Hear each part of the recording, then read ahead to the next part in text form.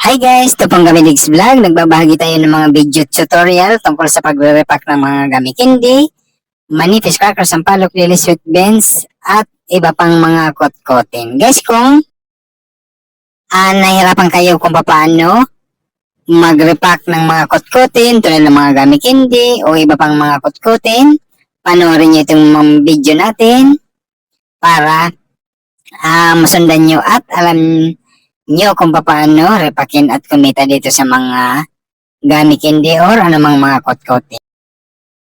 Guys, ang repakin natin ngayon, gummy heart candy. Ang kilo ng gummy heart candy ngayong November 6. Ang kilo ay 108 pesos. Ang 2.5 kilograms 270 pesos, presyong Divisoria, Manila. Ang gagamitin natin plastic dito guys, dalawang klase.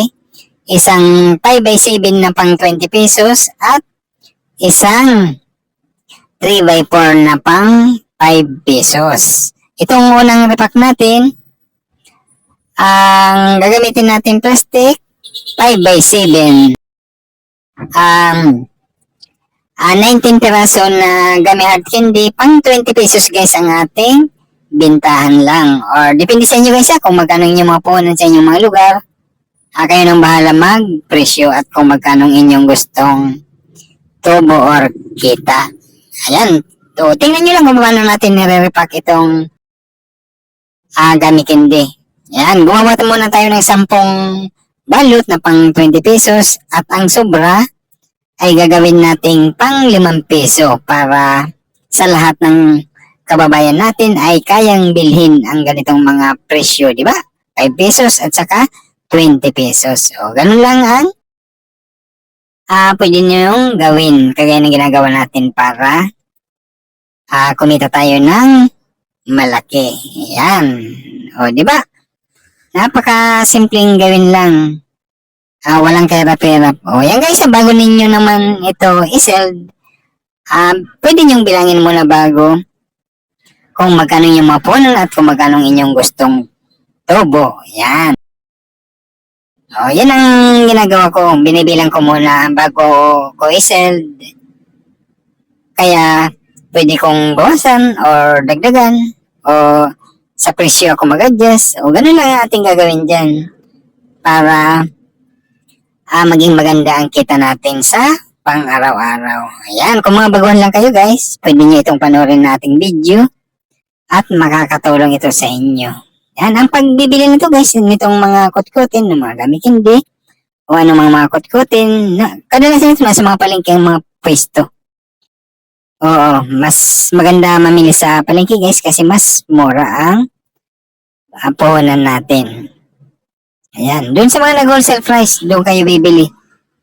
Isa lang naman ang mga piston nito lahat ng mga kot-kotin andun na sa mga isang tindahan. Kasi halo-halo na yan, mga mani, mga gummy candy, mga fish crackers, o ano pang mga kot-kotin, nandun yan sa mga pamilihan. Guys, ito naman ang ating nare-repack ay ang pang 5 pesos. Ang gagamitin naman natin ditong plastic, 3x4 at 4 na piraso lang na gummy candy, pang 5 pesos lang to guys.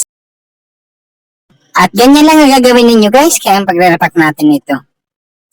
Ito kung saan man kayo mga lugar o mga probinsya. Pero kung andito kayo sa Metro Manila, pwede nyo itong or bumili kayo sa Divisoria, Manila guys. Andun na mas pinakamurang mga iba't ibang klaseng mga kot-kotin na anumang mga paninda na pwede natin pagkakitaan.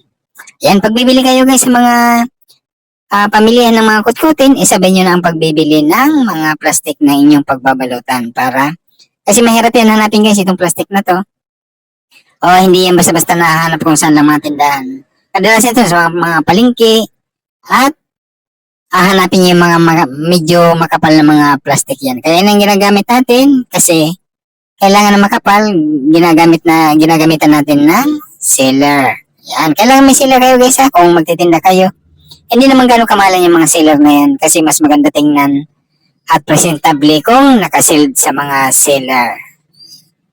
Ganyan lang gagawin ninyo guys ngayong at panoorin nyo hanggang matapos itong ating video para makita nyo kung magkanong tubo dito sa 2.5 kilograms. Kung mga baguhan pa lang kayo, pwede nyo bumili muna kayo ng paisa isang kilo muna para masubok ninyo kung anong magiging mabili. Kung alam yung alin ang tinatangkilik ng tao or mabili, doon na kayo magdagdag na inyong mga paninda.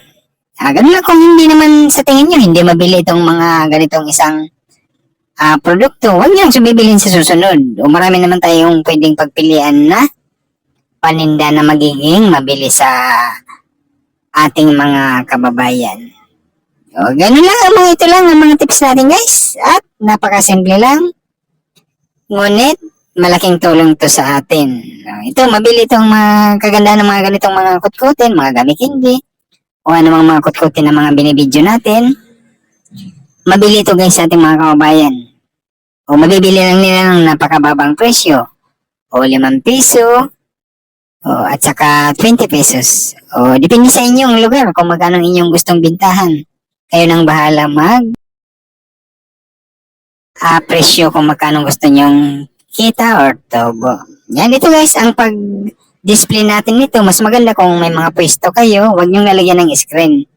Napakaganda guys kung open lang ang ating pwesto. Lalong-lalo na itong mga gamit hindi or mga kutkutin. Ayan, bago ninyo i-seld ng kagaya itong huling pagsiseld natin, sa pang 5 pesos, dyan ninyo bilangin.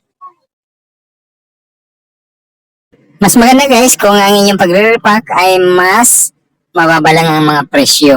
Pero, bilangin nyo pa rin kung magkano inyong gustong magiging tubo para mabilis mabili. Mas maganda kasi yung mababang presyohan lang para hindi nahihirapan ng ating mga kababayan or mga customer sa pagbibili at saka mga presyo. Pero itong aking guys, itong nare-repack natin na video, pang 5 pesos lang to itong maliliit nating repack. At saka yung malaki kanina natin na unang nirepack, pang 20 pesos. O ganyang mga presyuhan, abot kaya yan ng ating mga kababayan. Yan. Kahit sino guys, kaya nang bili ng mga ganyang presyo. Kasi napakababa ang 5 peso. At saka 20 pesos, kayang-kaya ng ating mga kababayan yan.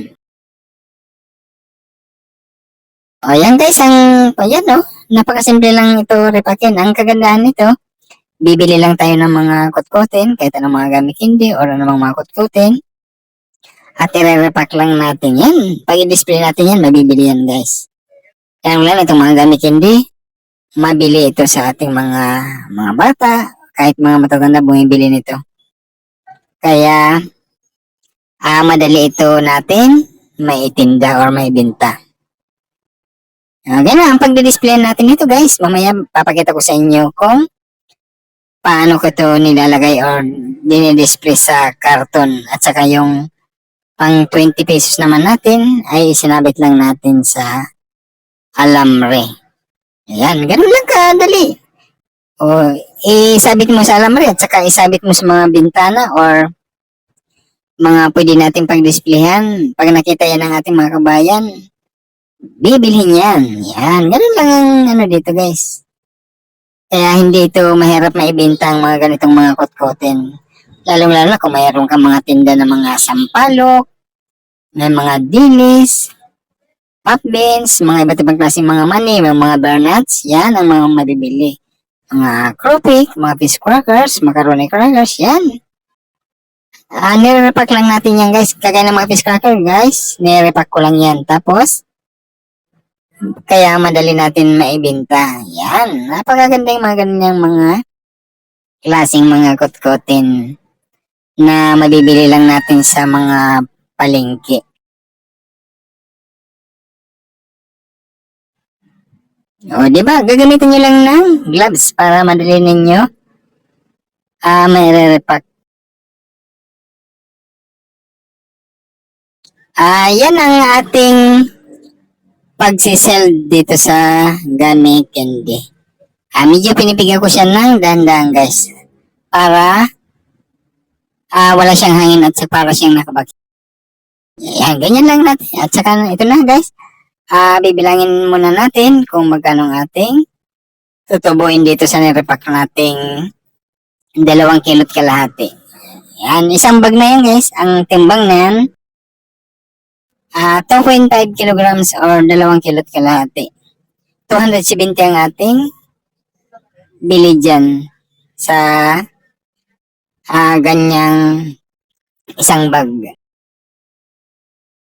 Ayan, makikita natin dito kung magkano ang ating tutubuhin dito sa 2 kilot kalahati.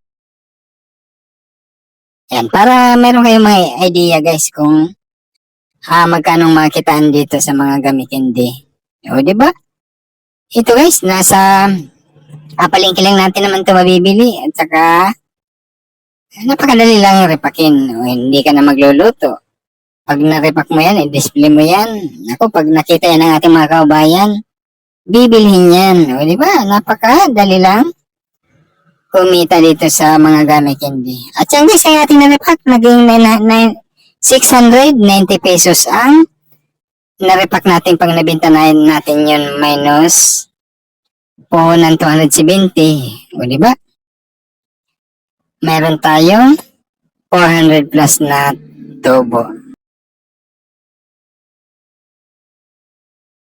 Yan guys, ang pang 20 pesos natin, sinabit lang natin sa alamre. O, depende yan sa inyo kung gaano kahaba ang inyong pagsasabitan na alamre. Yan, 10 piraso guys ang ating na gawa pang 20 pesos. Pag nabenta natin yun, 200 pesos. At ito naman ang ating pagdidisplayan ng pang 5 pesos. Yan o, karton yan ng cake.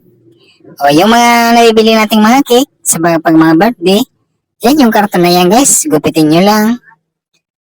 Mas okay kung mahaba or malalaking box guys. Pahabain nyo lang ang inyong mga karton. At saka, magtupi ka lang ng 2 tupi sa dulo.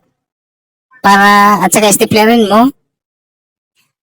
At lagyan mo ng alamre na pagsasabitan. O, ganun lang, di ba?